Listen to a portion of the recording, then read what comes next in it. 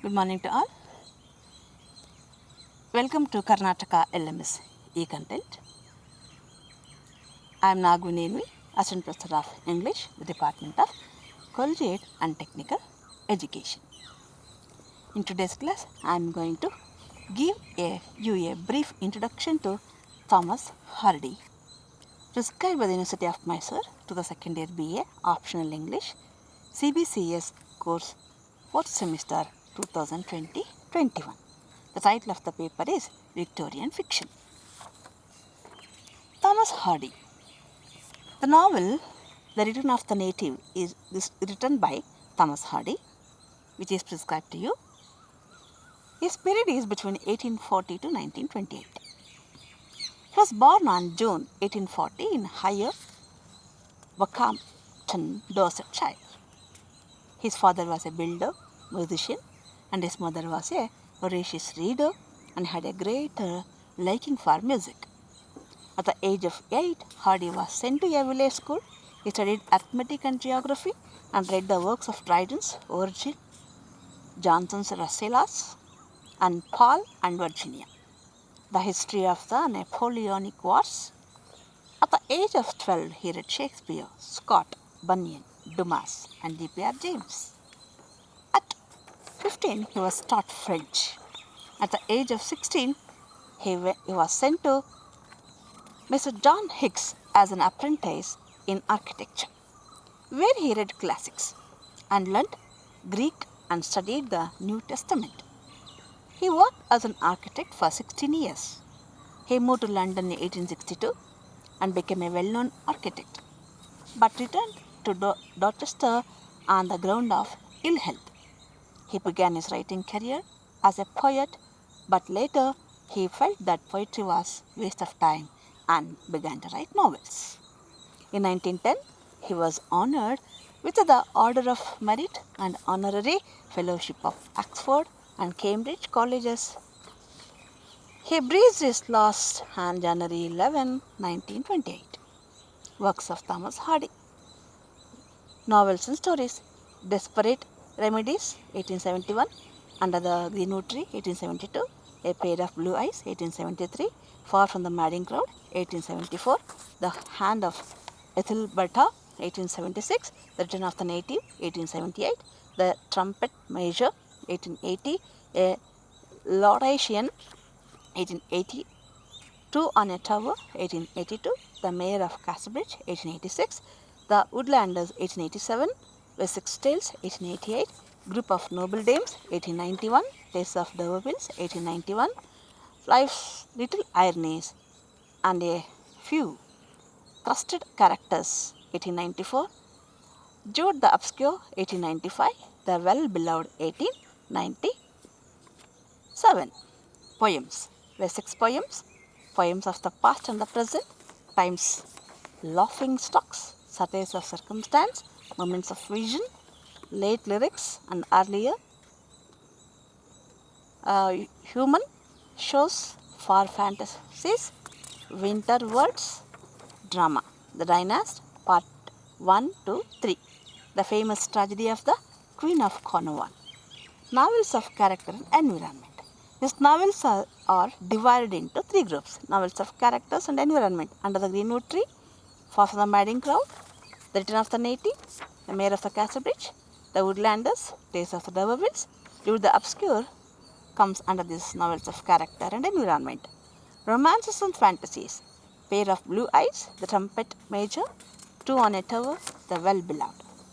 Novels of ingenuity and experiment. Desperate Remedies, The Hand of Ethelberta, A Laodicean, The Trumpet Major, A Laodicean, repeated, it is on. Then The Well-Beloved. These come under the group of tragedy. Important characters of Hardy's novels. Hardy is known as an experimental novelist. Thomas ಹಾರ್ಡಿನ ಪ್ರಯೋಗಶೀಲಾತ್ಮಕ ಕಾದಂಬರಿಕಾರರ ಗುಂಪಿಗೆ ಸೇರಿಸಲಾಗಿದೆ. Experimental realist ಅಂತ ಒಂದು group ಶುರುವಾಗುತ್ತೆ. ಇಬ್ಸನ್ and ಝೋಲಾ ಈ ಒಂದು ನಾಟಕಕಾರರು, ಇಬ್ಸನ್ ನಾಟಕಕಾರರು, ಝೋಲಾ ಕಾದಂಬರಿಕಾರರು. ಇವರನ್ನು ಎಕ್ಸ್ಪೆರಿಮೆಂಟಲ್ ಸ್ಕೂಲ್ ಆಫ್ ರಿಯಲಿಸ್ಟ್ ಅಂತ ಕರೀತಾರೆ. The novelist eliminates individual from the responsible for his acts. ಏನು ಎಕ್ಸ್ಪೆರಿಮೆಂಟ್ ರಿಯಲಿಸ್ಟ್ ಅಂತಂದರೆ ತನ್ನ ಜೀವನದಲ್ಲಿ ನಡೆಯುವಂಥ ಎಲ್ಲ ಘಟನೆಗಳಿಗೆ ಪಾತ್ರಗಳು ಕಾರಣ ಅಲ್ಲ. They eliminate the character from the actions of their life, but they hold responsibility of those actions, the hereditary and environmental conditions and chance. ಮನುಷ್ಯನ ಜೀವನದಲ್ಲಿ ನಡೆಯುವ ಎಲ್ಲ ಘಟನೆಗಳಿಗೆ ಅವರ ಅನುವಂಶೀಯತೆ, ಅವರ ಪರಿಸರದ ಪರಿಸ್ಥಿತಿ ಮತ್ತು ಚಾನ್ಸ್, ನಾವು ಹೇಳ್ತೀವಲ್ಲ ಆಕಸ್ಮಿಕಗಳು ಜೀವನದಲ್ಲಿ, ಕೋಇನ್ಸಿಡೆನ್ಸಸ್ ಅಂತೀವಲ್ಲ, ವಿಧಿ ಡೆಸ್ಟಿನಿ ಅಂತೀವಲ್ಲ, ಅದನ್ನು ಹೊಣೆ ಮಾಡ್ತಾರೆ. He depicts life as it is, observes it repeatedly like a scientist, depicts and analyzes it precisely as he has observed it.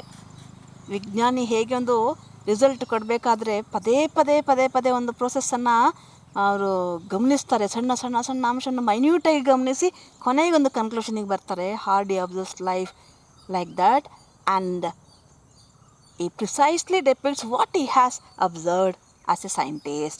He does not turn events into a fantastic channel with the color of his feelings.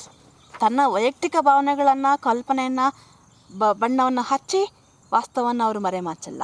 This type of realism is also called naturalism or determinism. A modern outlook. Novelist, as a novelist of modern times, Hardy loves the complexity of things. Modern life is full of complexities. He likes the complexity of things. Clash of principles in this modern world. Principles, ತತ್ವಗಳು, ಆದರ್ಶಗಳ ಸಂಘರ್ಷ. ಟೆಂಪರಾಮೆಂಟ್ಸ್, ಮನೋಭಾವಗಳು, motives, ಉದ್ದೇಶಗಳು, ಧ್ಯೇಯಗಳು, conflict between right and wrong, ತಪ್ಪು ಸರಿಗಳ ನಡುವಿನ ಸಂಘರ್ಷ, courage and cowardice, ಧೈರ್ಯಶಾಲಿಗಳು, ಹೇಡಿಗಳು, ಡ್ಯೂಟಿ ಆ್ಯಂಡ್ ಡಿಸೈರ್, ಒಂದು ಕಡೆ ಕರ್ತವ್ಯ, ಒಂದು ಕಡೆ ಆಸೆ, ಇದೆಲ್ಲ ಸಂಘರ್ಷಮಯವಾದ ಜೀವನವೇ ಆಧುನಿಕ ಬದುಕು. The question of sex, question of chastity. ಹಾರ್ಡಿಯ ಕಾದಂಬರಿಗಳಲ್ಲಿ ಈ ಪ್ರಶ್ನೆಗಳು ಮುಖ್ಯವಾಗಿ ಬರ್ತವೆ. ಈ ಒಂದು ಕ್ವೆಶ್ಚನ್ ಆಫ್ ಸೆಕ್ಸ್ ಮತ್ತು ಕ್ವೆಶ್ಚನ್ ಆಫ್ ಚೇಸ್ಟಿಟಿ, ಈ ಪಾವಿತ್ರತೆಯ ಪ್ರಶ್ನೆಗಳು. ದ ಇನ್ಸ್ಟಿಟ್ಯೂಷನ್ ಆಫ್ ಮ್ಯಾರೇಜ್, ಈ ಮದುವೆ ಎನ್ನುವ ಈ ಒಂದು ಸಂಸ್ಥೆ ಸಮಾಜದಲ್ಲಿರ್ತಕ್ಕಂಥದ್ದು. They have received greater attention in the novels of Thomas Hardy. Novelist of Essex, ಇದರ ವಿಚಾರದಲ್ಲಿ ತೆಗೆದುಕೊಂಡಾಗ novelist Thomas Hardy seems to be the follower of Sigmund Freud. Novelist of Essex. Hardy confines himself, his novels, to one district in England, that is Wessex. He gave this name to district, his native district, to which he was intimately associated.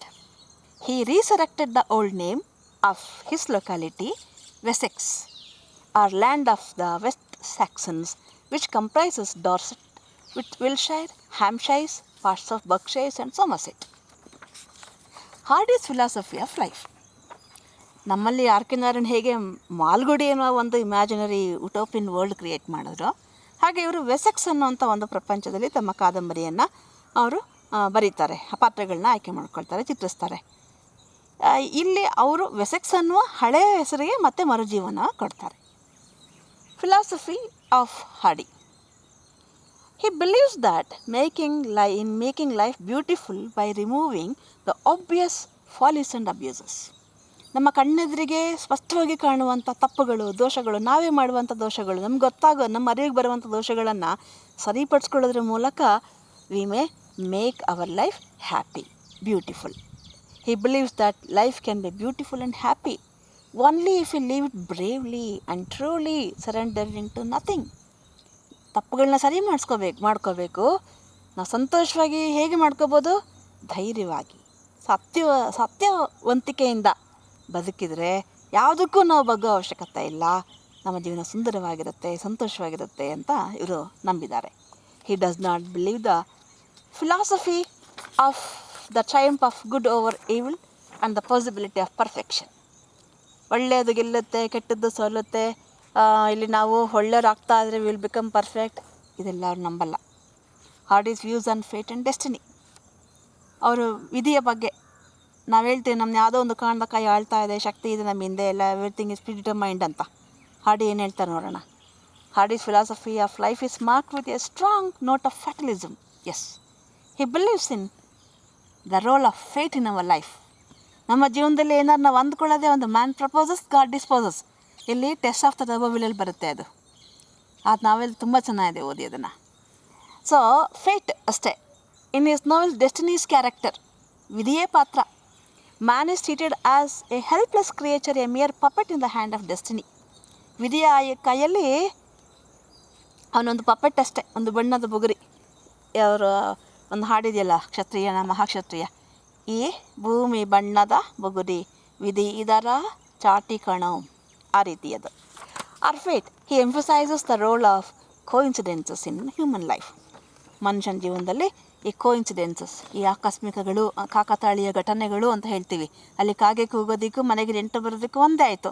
ಇದೇನು ಅಂದ್ಕೊಂಡ್ರು, ಕಾಗೆ ಕೂಗಿದ್ದಕ್ಕೆ ನೆಂಟರು ಬಂದರು, ಆಮೇಲೆ ಕಾಗೆ ಯಾವಾಗಲೇ ಕೂಗಲಿ ನೆಂಟರು ಬರ್ತಾರೆ. ಇವರಿಗೇನೋ ಕೆಟ್ಟದಾಯಿತು, ಎದುರುಗಡೆಯಿಂದ ಬೆಂದಿಗೆ ತೊಗೊಂಡು ಖಾಲಿ ಬಿನ್ಗೆ ತೊಗೊಂಬಂದ್ರು, ಇವ್ರು ಹೋಗೋ ಕೆಲಸ ಆಗಿಲ್ಲ. ಯಾವುದಕ್ಕೆ ಲಿಂಕ್ ಮಾಡಿದ್ರು, ಅದೇ ಕಾಕತಾಳೀಯ ಕೋಇನ್ಸಿಡೆನ್ಸಸ್, ಅದನ್ನು ನಂಬ್ತಾರೆ. Hardy's pessimism. Hardy's novel present a gloomy view of life. ಹಾಡಿಯ ಜೀವನದಲ್ಲಿ ನಾವು ಏನಾದ್ರು ಪ್ಲೆಜರ್, ಹ್ಯಾಪಿನೆಸ್, ಎಕ್ಸೈಟ್ಮೆಂಟ್ ಅಂತ ನೋಡೋಕೆ, he presents the gloomy view of life, melancholic view of life. Pessimist, ಆಶಾವಾದಿ ಅಲ್ಲ, ಇವರು ನಿರಾಶಾವಾದಿ. His faith in determinism makes him a pessimist. ಎಲ್ಲವೂ ಪ್ರೀಡಿಟರ್ಮೈಂಡ್ ಅನ್ನೋಂಥ ನಂಬೋದ್ರಿಂದ ಜೀವನನ ಅವರು ನಿರಾಶವಾದದಿಂದ ಚಿತ್ರಿಸ್ತಾರೆ. He seems a man struggling in vain against an unsympathetic nature and adverse circumstances. ಮನುಷ್ಯ ಯಾವುದೋ ಒಂದು ಕ್ರೂರವಾದ, ಒಂದು ಪ್ರತಿಕೂಲವಾದಂಥ ಯಾವುದೋ ಒಂದು ಶಕ್ತಿಯ ವಿರುದ್ಧ ಅವನು ಹೋರಾಡ್ತಿದ್ದಾನೆ ಅಂತ ಇವರು ನಂಬ್ತಾರೆ. Hardy's views on God. Hardy had little faith in some power known as God. ಇವರಲ್ಲಿ ನಂಬಿಕೆ ಇಲ್ಲ ಅವ್ರಿಗೆ. He was a rationalist and an agnostic who did not release the orthodox conception of God. Hardy's views on death. ಸಾವಿನ ಬಗ್ಗೆ ಏನು ಹೇಳ್ತಾರೆ? Hardy never believe that there is a life after death. ಜೀವನ ಅಂತ ಏನಿದ್ರೆ ಇಲ್ಲೇ, ಆಮೇಲೆ ಇದೆ ಅಂತ ಅವ್ರು ನಂಬಲ್ಲ. Where one is compensated for the sufferings endured in this world. ನಾವು ಅಂದ್ಕೊತೀವಿ ನಾವಿಲ್ಲಿ ಒಳ್ಳೆಯದಾಗಿದೆ, ಮುಂದೆ ನಮ್ಗೆ ಸ್ವರ್ಗ ಸಿಗುತ್ತೆ, ನರಕ ಸಿಗುತ್ತೆ ಅಂತ. No, he doesn't like that theory of compensation of life, compensation of doing good here, being compensated in another world after death. To him death is the end of life, a struggle in this world. ಸಾವು ಅಂದರೆ ಮುಗೀತು, ಈ ಜೀವನದ ಮುಕ್ತಾಯ ಅಷ್ಟೆ. Hardy's views on society. So ಸಮಾಜದ ಬಗ್ಗೆ, he makes society responsible for much of the sorrow and suffering in the world. ಈ ಪ್ರಪಂಚದಲ್ಲಿ ಮನುಷ್ಯರು ಸಾಕಷ್ಟು ನೋವು, ನಷ್ಟ, ಹಿಂಸೆ ಅನುಭವಿಸೋದಕ್ಕೆ ಕಾರಣ ಸಮಾಜ. ಹಾಡಿ ಪ್ರಕಾರ, in the natural state man is free from many of these evils. ಸಹಜವಾಗಿ ಹುಟ್ಟಿದಾಗ ಮನುಷ್ಯ he is free of all these evils. ನೋಡಿ, ಪ್ರಾಣಿಗಳಲ್ಲಿರ್ತಕ್ಕಂಥ ರೋಗ, ಸಂಕಷ್ಟ, ನಷ್ಟ, ನೋವುಗಳು ಮನುಷ್ಯ ಪ್ರಪಂಚದಲ್ಲಿ ಯಾಕಿದ್ದಾವೆ ಇಷ್ಟು? We just think over it. Use and wants, human conventions. ಇಲ್ಲಿರ್ತಕ್ಕಂಥ ನಮ್ಮ ಯೂಸ್, ಉಪಯೋಗಕ್ಕೆ ಬಂದಾಗ ಯೂಸ್ ಆ್ಯಂಡ್ ಥ್ರೋ ಪಾಲಿಸಿ, ಬೇಕು ಅಂದಾಗ ಬೇಕು, ಬೇಡ ಅಂದಾಗ ಬೇಡ ಎಸ್ಬಿಡ್ತಾರೆ. ಅವರ ಅವಶ್ಯಕತೆಗಳು, ಯೂಸ್ ಆ್ಯಂಡ್ ವಾಂಟ್ಸ್, ಬೇಡಿಕೆಗಳು, ಆ್ಯಂಡ್ ಕನ್ವೆನ್ಷನ್ಸ್, ಅವ್ರು ಮಾಡೋ ಸಂಪ್ರದಾಯಗಳು, ಮ್ಯಾನ್ ಮೇಡ್ ಲಾಸ್, ಮನುಷ್ಯ ನಿರ್ಮಿಸ್ತಕ್ಕಂಥ ಕಾನೂನುಗಳು, they are in conflict with the loss of nature. ಪ್ರಕೃತಿ ದತ್ತವಾದ ನಿಯಮಗಳೊಂದಿಗೆ ಈ ಮನುಷ್ಯ ಮಾಡ್ಕೊಂಡಿರೋ ಇವೆಲ್ಲ ಅಂಶಗಳು ಸಂಘರ್ಷಕ್ಕಿಳಿತವೆ. ಆದ್ದರಿಂದನೇ ಮನುಷ್ಯನ ಜೀವನ ಇಲ್ಲಿ 100ಕ್ಕೆ 99.9% ದುಃಖ, ನೋವಿನಿಂದ ಕೂಡಿರುತ್ತೆ. Hardy's characters. The characters in Hardy's novels are rustics from almost every walk of Wessex life. ಹಾರ್ಡಿಯ ಪಾತ್ರಗಳು ಹೇಗೆ? ದೇರ್ ಆಲ್ ರಸ್ಟಿಕ್ ಪೀಪಲ್, ಹಳ್ಳಿಯ ಜನ, ಫರ್ಸ್ ಕಟ್ಟರ್ಸು ಅಷ್ಟೇ. ಅಲ್ಲೇನೋ ಗಿಡ ಕಟ್ ಮಾಡೋರು, ವ್ಯವಸಾಯ ಮಾಡೋರು, ಬಣ್ಣ ಹಚ್ಚೋರು, ಕುರಿ ಸಾಕೋರು, ಶೆಫರ್ಡ್ಸು, ಇವರೇ. They are shepherds, farm labourers, grass cutters, wood cutters, dairy maids with peculiar personality and their own group traits.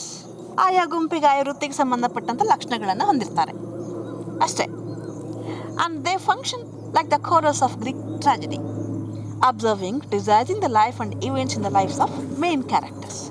ಮುಖ್ಯ ಪಾತ್ರಗಳ ಜೀವನದಲ್ಲಿ ಅವರು ಏನು ನಡೆಯುತ್ತೆ ಅದನ್ನು ಗ್ರೀಕ್ ದುರಂತ ನಾಟಕಗಳಲ್ಲಿ ಬರ್ತಕ್ಕಂಥ ಕೋರಸ್ನ ಪಾತ್ರವನ್ನು ನಿರ್ವಹಿಸ್ತಾರೆ. ಅದನ್ನು ಗಮನಿಸೋದು, ಅದ್ರ ಬಗ್ಗೆ ಮಾತಾಡೋದು, ವಿಮರ್ಶೆ ಮಾಡೋದು, ಅವರೇ ಒಂದು ಜಜ್ಮೆಂಟ್ ಕೊಡೋದು, ಕನ್ಕ್ಲೂಷನ್ ಕೊಡೋದು, ಈ ರೀತಿಯಲ್ಲಿ ಕೋರಸ್ನ ಪಾತ್ರ ನಿರ್ವಹಿಸ್ತಾರೆ. His views on nature. To Hardy the earth and its eternal expression, nature are the permanent background against life's of man. ಮನುಷ್ಯನ ಜೀವನದ ಒಂದು ಶಾಶ್ವತ ಬ್ಯಾಕ್ಗ್ರೌಂಡ್ ಅಂದರೆ ಹಾಡಿ ಪ್ರಕಾರ ಪ್ರಕೃತಿ. Nature interprets man. ನೇಚರ್, ಪ್ರಕೃತಿ ಮನುಷ್ಯನನ್ನು ವ್ಯಕ್ತಪಡಿಸುತ್ತೆ. The Wessex people living in the close contact with nature are its vital growths and manifestations. ಮನುಷ್ಯನಿಗೆ ಪ್ರಕೃತಿಗೆ ಮನುಷ್ಯ ಅನಿವಾರ್ಯ ಅಲ್ಲ, ಮನುಷ್ಯನಿಗೆ ಪ್ರಕೃತಿ ಅನಿವಾರ್ಯ ಅನ್ನೋದನ್ನು ಇಲ್ಲಿ ತಮ್ಮ ವೆಸೆಕ್ಸ್ನಲ್ಲಿ ತೋರಿಸ್ತಾರೆ. ವೆಸೆಕ್ಸ್ನ ಹಿನ್ನೆಲೆಯಲ್ಲಿ ಆ ಪಾತ್ರಗಳನ್ನ ಚಿತ್ರಿಸಿ ತೋರಿಸ್ತಾರೆ. The people of Wessex are the products of nature. Not the nature is product of people, it's grandeur. Separated from the scenery, they are weak and meaningless. Without that background of Wessex, these characters are weak and meaningless. Art of Hardy's plot construction. There is an architectural quality in the plot designs of Hardy. ಆತ ಆರ್ಕಿಟೆಕ್ಟೇ ಆಗಿದ್ದರಿಂದ ಒಂದು architectural, ಒಂದು ವಾಸ್ತುವಿನ್ಯಾಸಕ ಶೈಲಿಯ ಒಂದು finishing design ನಾವು ನೋಡ್ತೀವಿ, ಅಚ್ಚುಕಟ್ಟುತನ ನೋಡ್ತೀವಿ. His chief aim is truth. ಸತ್ಯ ಹೇಳ್ತಾರೆ ಅಷ್ಟೇ ಅವರು. He presents it with severe sincerity as he sees it. ಸತ್ಯವನ್ನು ಅದು ಹೇಗೆ ಅವ್ರು ನೋಡ್ತಾರೆ ಹಾಗೆ ಪ್ರೆಸೆಂಟ್ ಮಾಡ್ತಾರೆ. He expresses such and definite convictions in a wide framework and adopts a logical scheme. The slightest detail is thought out with exactness. ಒಂದು ಸಣ್ಣ ಸಣ್ಣ ವಿವರಣೆಯನ್ನು ಕೂಡ ತುಂಬ ಪರಿಪೂರ್ಣವಾಗಿ ಅವರು ನೋಡಿ ಚಿತ್ರಿಸ್ತಾರೆ. Unity of effect is an eminent quality of his art. He appreciates all that is noble and beautiful in life, all that is true and honest, good and just, and pure and lovely, yet is not blind to the defects and limitations of man's power. There is a note of revolt in Hardy's novels. He admires those who are unreconciled to life. ಯಾವಾಗಲೂ ಅವರ ಕಾದಂಬರಿಯಲ್ಲಿ ಪಾತ್ರಗಳು ರೆಬೆಲಿಯಸ್ಸೇ ಆಗಿರ್ತಾರೆ. ಆ ಪಾತ್ರಗಳನ್ನೇ ಅವರು admire ಮಾಡ್ತಾರೆ. Who are unreconciled to life. The men with a bias in their nature who are capable of the higher spiritual flights. His plots are not simple. They grow out of elementary passions, ambition, greed, love, jealousy, and the thirst for knowledge, but moved by the psychological forces. ಅವರ ಪಾತ್ರಗಳು ಸಾಮಾನ್ಯ ಜನರ ಮನುಷ್ಯ ಭಾವನೆಗಳೇ. Ambition, greed, love, jealousy, thirst ಅವರು ideal ಪಾತ್ರಗಳಲ್ಲ. ಈ basic passions of ಲೈಫಿಂದಾನೇ ಹೊರಹೊಮ್ತಾರೆ. ಬಟ್ ಅವರು ಹೇಗೆ ಬೆಳೀತಾರೆ? Moved by the psychological forces. ಅವರ ಮಾನಸಿಕ ಶಕ್ತಿಯಿಂದ ಅವರು ಮೇಲಕ್ಕೆ ಬೆಳೀತಾರೆ. The strength of their will or mind, ಅದನ್ನು ತೋರಿಸ್ತಾರೆ ಅವರು. Mind Hardy's characterisation. ಪಾತ್ರ ಚಿತ್ರಣ ಹೇಗೆ? ಪಾತ್ರಗಳು ನೋಡಿದ್ವಿ. Hardy's men and women are depicted as characters of strength and stability. They are not weak. Though they are settled in that Wessex, though rustic, they are very strong and stable. Pagan severity, grand in suffering, simple and resolute. His chief characters are men or women of the country, of powerful nature, with a little acquired virtue, but disciplined by the experience of life. ಯಾವುದೇ ವಿಶ್ವವಿದ್ಯಾನಿಲಯಕ್ಕೆ ಹೋಗೋರು ಓದ್ಕೊಂಬರಲ್ಲ. ಸಾಮಾನ್ಯರಂತೆ ಶಿರುವಾಗ ಪಾತ್ರಗಳು ಅಗಾಧವಾಗಿ ಬೆಳೆದು ನಿಂತು ಬಿಡ್ತಾರೆ ನಮ್ಮ ಕಣ್ಣು ಮುಂದೆ. ಹೇಗೆ? They pass through the experience of disciplined by the experience of life. ಜೀವನದ ಅನುಭವಗಳನ್ನು ಗಟ್ಟಿಗೊಳಿಸ್ಬಿಡ್ತವೆ, ಶಿಸ್ತಿಗೊಳಪಡಿಸ್ಬಿಡ್ತವೆ. ಅವರ ಈ ಕಾದಂಬರಿ, ನಿಮಗಿಟ್ಟಿರ್ತಕ್ಕಂಥ ಕಾದಂಬರಿ ರಿಟರ್ನ್ ಆಫ್ ದ ನೇಟಿವ್, ಈ ಪಾತ್ರಗಳಲ್ಲಿ ಬರ್ತವೆ. Captain Vye, Eustacia's grandfather. Eustacia Vye, heroine of the novel. Clem Eobright, hero of the novel. Mrs. Eobright, Clem's mother. Thomasin, Clem's cousin. Waldy, lover of Eustacia, but marries Thomasin. Digriven, a riddle man in love with Thomasin. Grandford Cantle, grand old man among the rustics. Johnny Nunsuch, rustic boy, does odd jobs for Eustacia. Charlie, servant of Eustacia. Susan Nunsuch, Johnny's mother. Christian Cantle, his timorous son. Humphrey, a rustic tough cutter by profession. And Sem, a rustic tough cutter. Timothy Fairways, another rustic. Places: Alderworth. After marriage, Clem and Eustacia live here in a cottage. Angelbury, place where Thomasin and Wiley were unable to get married. Bloom's End, on the Egdon Heath, the Clem's house. Budmouth, Wiley and Thomasin were to be married there. Mistopher Knapp. Mistopher Knapp is a place where the Captain Weiss live. Paris. Clem works there as a manager of a diamond merchant. The Quiet Woman Inn the name of an inn. Let me tell you the gist of the novel, summary of the novel. As the title suggests, the return of Clym Eobright to his native place, Egdon Heath, and subsequent events are the themes of the novel. Egdon Heath is a gloomy wasteland in southern England. A small group of people work against this majestic but solemn background. Here lives Damon Wildey, Thomasin, Eustacia Y, Mrs. Eobright, Clym Eobright, and other villagers.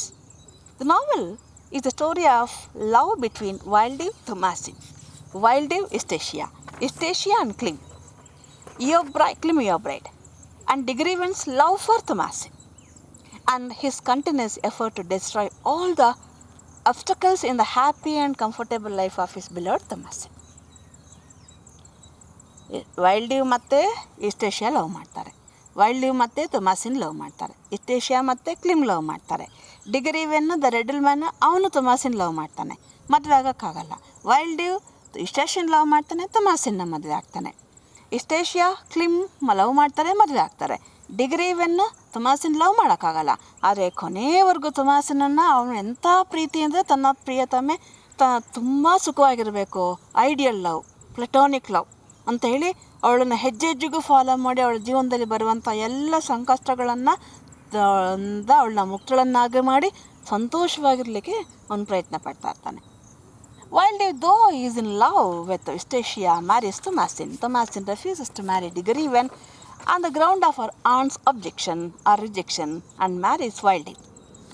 ತೊಮಾಸಿನ್ಗೆ ಇಷ್ಟ ಇದ್ದರೂ ಕೂಡ ವೈಲ್ಡಿ ಮದುವೆ ಆಗಲಿಕ್ಕೆ ಅವ್ರ ಆಂಟಿಗೆ ಅವನ profession ಇಷ್ಟ ಆಗಲ್ಲ, ನಮ್ಮ ಸ್ಟೇಟಸ್ಗೆ ಕಡಿಮೆ ಅಂತ ಅವನ್ನ ಡೈರಿ ಮ್ಯಾನ್ ಅಂತ ಅವನ ಮದುವೆಗೆ ಅಬ್ಜೆಕ್ಷನ್ ಮಾಡ್ತಾರೆ. ಅವಳು ವೈಲ್ಡಿವನ್ನೇ ಮದುವೆ ಆಗಬೇಕಾಗತ್ತೆ. Eustacia, who hates the gloomy environment of Egdon Heath, marries Clym Eobright with the hope that he will make her to take her to Paris. Clym diamond ಶಾಪಲ್ಲಿ ಮ್ಯಾನೇಜರ್ ಆಗಿರ್ತಾನೆ ಪ್ಯಾರಿಸಲ್ಲಿ. He returns to his native place Egdon Heath. Eustacia ತಾತ after his retirement Egdon Heathಗೆ ಬಂದು ನೆಲೆಸಿರ್ತಾರೆ. ಅವಳ parents ಇಲ್ಲದೆ ಇರೋದ್ರಿಂದ, ಯುಸ್ಟೇಷಿಯಾ ತಂದೆ ತಾಯಿ ತೀರೋಗಿರೋದ್ರಿಂದ, ಬಡ್ಮೌತ್ ಇಂಗ್ಲೆಂಡಲ್ಲಿ ಹುಟ್ಟಿ ಬೆಳೆದಂಥ ಹುಡುಗಿ ಇಲ್ಲಿ ತಾತನ ಬಳಿ ಆಶ್ರಯ ಪಡೆದಿದ್ದಾಳೆ. ಆದರೆ Egdon Heathನ ಆ ಏಕತಾನತೆ, monotone, there is beautiful nature, the melancholic nature of the nature upsets her, makes her depressed, and she is living a life of an isolation, loneliness. She is a beautiful girl of dignity, sensibility, and passion for love, but the limitation of the place makes her to lead a life of loneliness. And ಅವಳು ಕ್ಲಿಮ್ನ ಮದುವೆ ಆಗ್ತಾಳೆ, ಅವನು ಪ್ಯಾರಿಸಿಗೆ ಕರ್ಕೊಂಡು ಹೋಗ್ತಾನೆ ಅಂತ. ಆದರೆ ಕ್ಲಿಮ್ಗೆ ಇಷ್ಟ ಇಲ್ಲ. ಪ್ಯಾರಿಸು ತುಂಬ ಮೆಕ್ಯಾನಿಕಲ್, ಮೊನೋಟನಸ್ ಅನಿಸುತ್ತೆ, ಆತನಿಗೆ ಆರ್ಟಿಫಿಷಿಯಲ್ ಅನಿಸುತ್ತೆ. ಅಂದರೆ ತನ್ನ ಊರಿನ ಜನರ ಅಜ್ಞಾನ, ಅವರ ಒಂದು ಅವಿವೇಕವನ್ನು ನೋಡಿದಾಗ he feels pity for them and he decides to open a school on the Egdon Heath. ಆದರೆ Eustacia Y does not agree to his intention of opening the school there. And Mrs Eobright blames Eustacia. ಅವನು ಅಲ್ಲಿ ಬಂದು ಸೆಟ್ಲಾಗಿದ್ದರಿಂದ Mrs Eobrightಗೆ ಮಗ ಪ್ಯಾರಿಸ್ಗೆ ಹೋಗಲಿ ಅಂತ ಆಸೆ ಇರುತ್ತೆ. ಅವನು ಅಲ್ಲಿ ಸೆಟ್ಲಾಗ್ತಾನೆ. ಅಲ್ಲಿ ಸೆಟ್ಲಾಗಿ Eustaciaನ ಮದುವೆ ಆಗ್ತೀನಿ ಅಂತ ಹೇಳ್ತಾನೆ. ಆ ತಾಯಿಗೆ ಸಿಟ್ಟು ಬಂದು ಅವಳಿಗೆ ಹೋಗಿ ಬೈತಾರೆ, ನಿನ್ನಿಂದ ನನ್ನ ಮಗ ಇಲ್ಲಿ ಸೆಟ್ಲ್ ಆಗಿದ್ದಾನೆ ಅಂತ. And Clym marriage Eustacia but does not return to Paris, which makes Eustatia's life more miserable. ಅವಳು ಇವಳು ಮದುವೆ ಆಗ್ತೀನಿ, ಇಲ್ಲೇ ಸೆಟ್ಲಾಗ್ತೀನಿ ಅಂದಾಗ ಅವ್ರ ತಾಯಿ ತಪ್ಪು ತಿಳ್ಕೊಂಡ್ರು Eustatiaನೇ ಅವನಲ್ಲಿ ಸೆಟ್ಲಾಗೋದಕ್ಕೆ ಕಾರಣ ಅಂತ. ಆದರೆ ಅವಳು ಅವನನ್ನು ಮದುವೆ ಆಗೋದು ಅವನು ಪ್ಯಾರಿಸಿಗೆ ಕರ್ಕೊಂಡು ಹೋಗ್ತಾನೆ ಅಂತ. ಆದರೆ ಅವನು ಅಲ್ಲೇ ಉಳ್ಕೊಂಬಿಡ್ತಾನೆ. This makes her life more miserable, but her love with Wildey is rejuvenated unexpectedly in her visit to the gypsies. ಬೇಜಾರಾಗಿ ಜಿಪ್ಸಿಗಳ ಬಲೆಗಳು ಹೋಗ್ತಿರ್ತಾಳೆ, ಯಾವಾಗಲೂ ಅಲ್ಲಿಗೆ ಹೋಗ್ತಾಳೆ. ಅಲ್ಲಿ Wildeyನ ನೋಡಿ ಮತ್ತೆ ಅವರ ಹಳೆಯ ಪ್ರೇಮ ಚಿಗುರಿಕೊಳ್ಳುತ್ತೆ. The reddle man comes to know about this. By now Clym has become blind because of over reading. School ಶುರು ಮಾಡ್ತೀನಿ ಅಂತೇಳಿ ಕ್ಲಿಮ್ ಅತಿಯಾಗಿ ಓದ್ತಾನೆ. He becomes blind and now he is unable to open the school and becomes a furze cutter. ಅಲ್ಲಿನ ಸಾಮಾನ್ಯ ಹಳ್ಳಿಗರಂತೆ furze cutter ಆಗ್ತಾನೆ ಅವನು. The reddle man informs Mrs Eobright about her son's pathetic condition. She sends her money equally divided for Klim and Thomasin with Christian. Wilder tricks him to a game and wins all his money. ತಮಾಸಿನ್ ಇವನು miss ಇಯೋಬ್ರೇಟ್ಗೆ ಆತನ ಮಗನ ಪರಿಸ್ಥಿತಿಯನ್ನು Riddle man ಹೋಗಿ ಹೇಳ್ತಾನೆ. ಇಯೋಬ್ರೇಟ್ wild ತುಂಬ strict ಇರೋದ್ರಿಂದ ತೊಮಾಸಿನ್ಗೆ ಹಣ ಬೇಕಾಗಿರುತ್ತೆ. ತೊಮಾಸಿನ್ ಅಂಕಲ್ ಕ್ಲಿಮ್ ಇಯೋಬ್ರೇಟ್ ಮತ್ತು ತೊಮಾಸಿನ್ಗಾಗಿ ಇಟ್ಟಿರ್ತಕ್ಕಂಥ ಹಣವನ್ನು ಅವ್ರ ತಾಯಿ 2 ಭಾಗ ಮಾಡಿ ತೊಮಾಸಿನ್ಗೆ ಸೇರಬೇಕಾದ ಹಣನ ಕಳಿಸ್ಕೊಡ್ತಾರೆ ಕ್ರಿಶ್ಚಿಯನ್ನ ಹತ್ರ. ವೈಲ್ಡ್ ಕ್ರಿಶ್ಚಿಯನ್ನ ಡ್ಯೂಪ್ ಮಾಡಿ ಆ ಹಣನೆಲ್ಲ ಆಟದಲ್ಲಿ ಗೆದ್ದುಬಿಡ್ತಾನೆ. ಅವನನ್ನು ರಿಡಲ್ ಮ್ಯಾನ್ ಡ್ಯೂಪ್ ಮಾಡಿ ಹಣನ ಗೆದ್ದು ತೊಮಾಸಿನ್ಗೆ ಕೊಡ್ತಾನೆ. ಅಂದ ತೊಮಾಸಿನ್ ಮಿಸಸ್ ಇಯೋಬ್ರೈಟ್ ರಿಡಲ್ ಮ್ಯಾನ್ದ ತನ್ನ ಮಗನ ಪರಿಸ್ಥಿತಿ ತಿಳ್ಕೊಂಡು ಕ್ಲಿಮ್ನ ನೋಡಲಿಕ್ಕೆ ಹೋಗ್ತಾರೆ. ಕ್ಲಿಮ್ನ ನೋಡೋಕ್ಕೆ ಹೋದಾಗ and she abuses Eustacia for her son's condition and Eustacia repents for marrying her son who made her settle there permanently and sends her back with the hard words. ಇನ್ನು ಮಗನಿಂದ ನನ್ನ ಜೀವನ ಹಾಳಾಗಿದೆ, ಪಾರಿಸಿಗೆ ಕರ್ಕೊಂಡು ಹೋಗ್ತಾನೆ ಅಂತ ಮದುವೆ ಆಗಿದ್ದು, ಇಲ್ಲೇ ಸೆಟ್ಲ್ ಮಾಡಿಬಿಟ್ಟ ನನ್ನ ಅಂತ ಹಾರ್ಷಾಗಿ ಬೈದು ಕಳಿಸ್ಬಿಡ್ತಾಳೆ. After some days Mrs Yeobright being fed up with the loneliness of life wishes to visit their son and patch up the quarrel between them and sets out on a journey on hot sunny day. ಒಂದು ಬಿಸಿಲಿನ ದಿನ ಭಾನುವಾರ ಮಗನ ಜೊತೆ ನಡೆದಿರ್ತಕ್ಕಂಥ ಜಗಳನ patch-up ಮಾಡ್ಕೊಳ್ಳೋಣ, ಇನ್ನೂ ಒಬ್ಬಳು ಎಷ್ಟು ದಿನ ಇರೋದು, ಅವ್ರ ಜೊತೆಗೆ ಇರೋಣ ಅಥವಾ ಅವ್ರನ್ನೇಲಿ ಕರ್ಕೊಂಬರೋಣ ಅಂತ ಹೋಗ್ತಾಳೆ. Approaching Clym's house she sees Wildeve going out of the house. ಅಲ್ಲಿ ನೋಡಿದ್ರೆ ವೈಲ್ಡ್ ಡಿವ್ ಕ್ಲಿಮ್ ಮನೆಯಿಂದ ಆಚೆ ಹೋಗ್ತಿರ್ತಾನೆ. She is so exhausted by her journey and badly needed to rest and knocks on the door but receives no answer from within. ತುಂಬ ಸುಸ್ತಾಗ್ಬಿಟ್ಟಿದ್ದಾಳೆ, ವಯಸ್ಸಾಗಿದೆ, ಸುಸ್ತಾಗಿದ್ದಾಳೆ, ನಡ್ಕೊಂಬಂದಿದ್ದಾಳೆ, ಬಿಸಿಲು, rest ಬೇಕು. ಬಾಗಿಲು ತಟ್ಟಿದ್ರೆ ಬಾಗಿಲು ತೆಗಿಯಲ್ಲ. ಯಾಕೆ? ಇಸ್ಟೇಷಿಯಾ ವೈ ನೋಡ್ಬಿಟ್ಲು, ಭಯ ಆಗೋಯ್ತು. ವೈಲ್ಡ್ ಡಿವ್ನ ಅತ್ತೆ ನೋಡಿದ್ದಾರೆ, ಇನ್ನು ಗಲಾಟೆ ಆಗುತ್ತೆ, ಕ್ಲಿಮ್ಗೆ ಹೇಳ್ತಾರೆ ಅಂತ ಅವಳು ಬಾಗಿಲು ತೆಗಿಲಿಲ್ಲ. And grief stricken she walks back but being exhausted she sits down on the ground to take rest but dies by the bite of poisonous adder. ಆದರೆ ವಾಪಸ್ ಹೋಗ್ತಾಳೆ ಬೇಜಾರಾಗಿ, ದುಃಖಾಗಿ. ಮೊದಲೇ ಸುಸ್ತಾಗಿದ್ಲು, ನಡ್ಕೊಂಡು ಹೋಗೋಗಿ ಮತ್ತೆ ಸುಸ್ತಾಗಿ ಒಂದು ಕಡೆ ಕೂತ್ಕೊಳ್ತಾಳೆ ನೆರಳಲ್ಲಿ. ಅಲ್ಲಿ ಒಂದು ವಿಷದ ಹಾವು ಕಚ್ಚಿ ಸತ್ತೋಗ್ಬಿಡ್ತಾಳೆ. And Clym has been asleep in his mother knock the door. Furze cut, ಬಿಸಿಲು ಬೇಗೆ ಫರ್ಸ್ ಕಟ್ ಮಾಡ್ಕೊಂಡು ಬಂದು ಬಿಸಾಕ್ಬಿಟ್ಟು ಮಲ್ಕೊಂಬಿಟ್ಟಿರ್ತಾನೆ, ಸುಸ್ತಾಗ್ಬಿಟ್ಟಿರ್ತಾನೆ. Eustacia did not open the door with the fear of consequences of Mrs Yeobright's knowledge of Wildeve's visit. She says Clym that she expected him to open the door. Klim decides to visit his mother and sets out but sees his mother's dead body on his way. ಕ್ಲಿಮ್ಗೆ ಎಚ್ಚರ ಆದಾಗ ಗೊತ್ತಾಗುತ್ತೆ ಅವ್ನ ತಾಯಿನ ಹುಡ್ಕೊಂಡೋದ್ರೆ ಸತ್ತೋಗ್ಬಿಟ್ಟಿರ್ತಾರೆ. ಅದನ್ನು ನೋಡಿ ಅವನಿಗೆ ತುಂಬ ದುಃಖ ಆಗುತ್ತೆ. He throws out Eustacia for being the cause of his mother's death. Eustacia returns to her grandfather. She makes an attempt to commit suicide for being the cause of everyone's misery but is rescued by a servant. Gun ತಗೊಂಡು shoot ಮಾಡೋಕ್ಕೆ ಪ್ರಯತ್ನ ಪಡುವಾಗ Susan ನೋಡ್ತಾಳೆ, ಅದನ್ನು ಉಳಿಸ್ತಾಳೆ, ಬದುಕಿಸ್ತಾಳೆ ಅವಳನ್ನು. Wildeve has still loved her passionately. ವೈಲ್ಡ್ ಡಿವ್ಗೆ ಇಸ್ಟೇಷಿಯಾ ಮೊದಲನೇ ಪ್ರೀತಿ ಅಲ್ವಾ, ಅವಳನ್ನ ತುಂಬ ಪ್ರೀತಿಸ್ತಿರ್ತಾನೆ. He wanted to marry her, ಮದುವೆ ಆಗಬೇಕು ಅಂತ ಅವನು ಬಯಸ್ತಾ ಇದ್ದಾನೆ. They decide to go out of the Egdon secretly and get married. ಎಗ್ಡರಿಂದ ಓಡೋಗಿ ಮದುವೆ ಆಗ್ಬಿಡ್ರ ಅಂತ ಒಂದು ಡೇನ ಪ್ಲ್ಯಾನ್ ಮಾಡ್ತಾರೆ. Unfortunately in the darkness Eustacia gets slipped and falls in a lake and gets down. ಅವಳು ಒಂದು ಲೇಕಲ್ಲ, ಒಂದು ಸ್ಟ್ರೀಮ್ಗೆ ಬಿದ್ದು ಸತ್ತೋಗ್ಬಿಡ್ತಾಳೆ, ಕತ್ತಲಲ್ಲಿ ಗೊತ್ತಾಗಲ್ಲ, ಸ್ಲಿಪ್ಪಾಗಿ drowned. In his attempt to save her Wildeve also gets drowned. ಅವಳನ್ನ ಉಳಿಸ್ಲಿಕ್ಕೆ ಕ್ಲಿಮ್ ಮತ್ತು ವೈಲ್ಡ್ ಡಿವ್ ಇಬ್ಬರೂ ಜಂಪ್ ಮಾಡ್ತಾರೆ, ಆದರೆ ಬದುಕ್ಸೋಕ್ಕಾಗಲ್ಲ, ಸತ್ತೋಗ್ಬಿಡ್ತಾರೆ. ಅವನು ವೈಲ್ಡ್ ಡಿವ್ ಕೂಡ ಸತ್ತೋಗ್ತಾನೆ. ರಿಡಲ್ ಮ್ಯಾನ್ ಕ್ಲಿಮ್ನ ಇಬ್ಬರನ್ನ ಎಳ್ಕೊಂಬರ್ತಾನೆ, ಅವನು ಬೀಳ್ತಾನೆ ನೀರಿಗೆ. ಕ್ಲಿಮ್ ಮತ್ತು ವೈಲ್ಡ್ ಡಿವ್ನ ಇಬ್ಬರೂ ಮೇಲೆ ಕೆತ್ತಾನೆ, ಆದರೆ ಕ್ಲಿಮ್ ಬದುಕ್ತಾನೆ, ಅವನು ವೈಲ್ಡ್ ಡಿವ್ ಸಾಯ್ತಾನೆ. And Clym whose attempt to eradicate the ignorance of the villages has been a failure and who has become a blind owing to over reading becomes a preacher. ಅವ್ನು teacher ಆಗಬೇಕು ಅಂದ್ಕೊಂಡಿದ್ದ, ಅದಕ್ಕಾಗಿ ತುಂಬ ಓದ್ದ, ಆದರೆ blind ಆಗಿಬಿಟ್ಟ. Instead of becoming a teacher he becomes a preacher. And reddle man's love for Thomasin is still green. ಅವಳ ಬಗೆಗಿನ ಪ್ರೀತಿ ಅವನಿನ್ನೂ ಹಸಿರಾಗಿದೆ. ಈಗ ತೊಮ್ಯಾಸಿನ್ಗೊಂದು ಮಗು ಇದೆ. ಹಿ ಪಾಸ್ಟ್ ಅವೇ ವೈಲ್ಡ್ ಡಿವ್. ಈ ಮೊದಲ ಕಾದಂಬರಿಯ ಮೊದಲ ಪಬ್ಲಿಕೇಷನಲ್ಲಿ ಈ ಮದುವೆ ಇರಲಿಲ್ಲ. 2ನೇ ಬಾರಿ ಪಬ್ಲಿಕೇಷನ್ ಆದಾಗ ಅದನ್ನು ರಿವೈಸ್ ಮಾಡಿ ಥಾಮಸ್ ಹಾರ್ಡಿಯವರು ಲಿಟಲ್ ಮ್ಯಾನು ಥಾಮಸನ್ನ ಮದುವೆ ಆಗೋ ಹಾಗೆ ಮಾಡ್ತಾರೆ. And nature is used as a background to the story. Little man ಥಾಮಸನ್ನ ಮದುವೆ ಆಗ್ತಾನೆ. ಅವ್ರು ಹ್ಯಾಪಿಯಾಗಿ they come to Clym's house and settle there.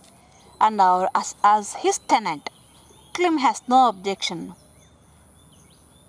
for her settlement, and he is very happy to allow her to stay in his